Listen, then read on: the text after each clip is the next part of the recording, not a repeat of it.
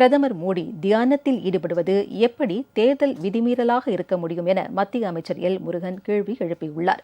சென்னை விமான நிலையத்தில் இதனை தெரிவித்த அவர், மறைந்த முதலமைச்சர் ஜெயலலிதா ராமர் கோவில் கட்ட வேண்டும் என்பதில் உறுதியாக இருந்தார். இதேபோன்று ஏராளமான ஆன்மீக பணிகளை மேற்கொண்டதாக கூறினார். கன்னியாகுமரியில் பிரதமர் தியானம் செய்வதை எதிர்க்கட்சிகள் விமர்சிப்பது தேவையற்ற ஒன்று என்றும் அவர் குறிப்பிட்டார். விவேகானந்தர் அவர்கள் இங்கு வந்து தியானம் செய்துவிட்டு இங்கிருந்து அமெரிக்காவுக்கு சென்றார்.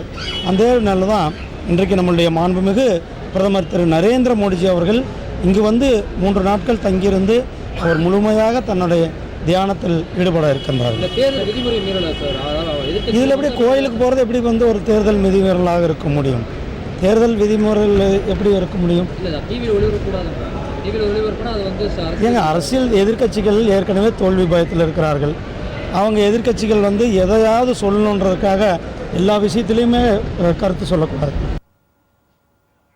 இதேபோல பிரதமர் மோடி தியானம் மேற்கொள்வதை மறைமுகமாக தேர்தல் பரப்புரை செய்வதாக எடுத்துக்கொள்ள முடியாது என பாமக நிறுவனர் ராமதாஸ் தெரிவித்துள்ளார். திண்டிவனத்தை அடுத்த தைலாபுரத்தில் செய்தியாளர்களிடம் பேசிய அவர், பிரதமர் தியானம் மேற்கொள்வதில் எந்த தவறும் இல்லை என்றும் அனைவருக்கும் தியானம் மேற்கொள்ளும் உரிமை உள்ளதாகவும் தெரிவித்தார். கன்னியாகுமரியில் பிரதமர் தியானம் செய்வதில் எந்த தவறும் இல்லை. தேர்தல் நடத்தை விதிகளுக்கும் இதற்கும் தொடர்பு இல்லை.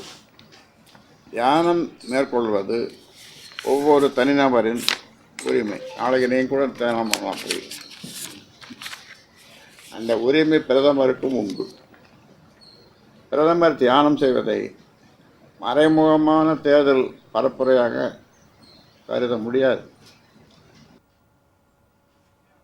தமிழகத்தில் பாஜக பாமக கூட்டணி 20 இடங்களில் வெற்றி பெறும் என ராமதாஸ் நம்பிக்கை தெரிவித்தார். ஜெயலலிதா இந்துத்துவா தலைவர் என அண்ணாமலை கூறுவது அவருடைய பார்வை என்றும் ராமதாஸ் கூறினார். உங்கள் ராஜ் நியூஸ் தொலைக்காட்சியில் திங்கள் முதல் வெள்ளி வரை தினம்தோறும் பிற்பகல் 2 மணிக்கு உங்கள் பகுதியில் உள்ள குறைகளை நேரலையில் தெரிவிக்கும் புகார் பெட்டி நிகழ்ச்சி. பங்கு பெறுங்கள், பயனடையுங்கள், காணத் தவறாதீர்கள்.